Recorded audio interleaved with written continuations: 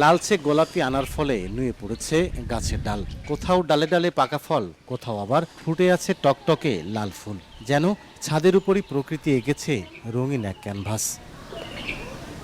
সবুজ পাতার ফাঁকে ঝুলে থাকা আনার আর লাল ফুলের মেলবন্ধনে পুরো ছাদ জুড়ে সৃষ্টি হয়েছে এক মনোমুগ্ধকর পরিবেশ। এমন নয়নাভিরাম দৃশ্যের দেখা মিলবে প্রবাস ফেরত যুবক মনোজিতের ছাদ বাগানে। ছাদে যে বাগান করেছে, বাগানটা লাল ফল খুব সুন্দর। ফলটাও ভিতরে লাল দানা, খাইতেও খুব সুস্বাদ।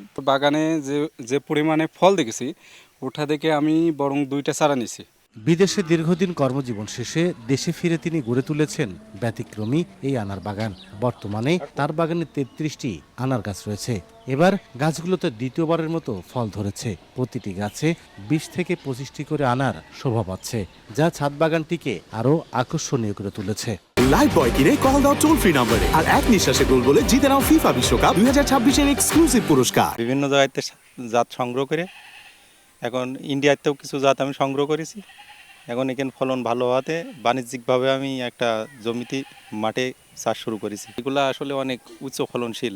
আমার মনে হচ্ছে এগুলা লাভ হওয়ার সম্ভাবনা আছে। কৃষি বিভাগ বলছে, মনোজিতের ছাদ বাগান তৈরিতে সকল প্রকার সহযোগিতা করছেন তারা। 11টি জাতের সম্মেলন সেখানে আছে, তা তিনি ইতিমধ্যেই সেখান থেকে ভালো ফলন পেয়েছেন। ফলের আকার, আকৃতি, রং এবং স্বাদ সবগুলো ভালো, যথেষ্ট।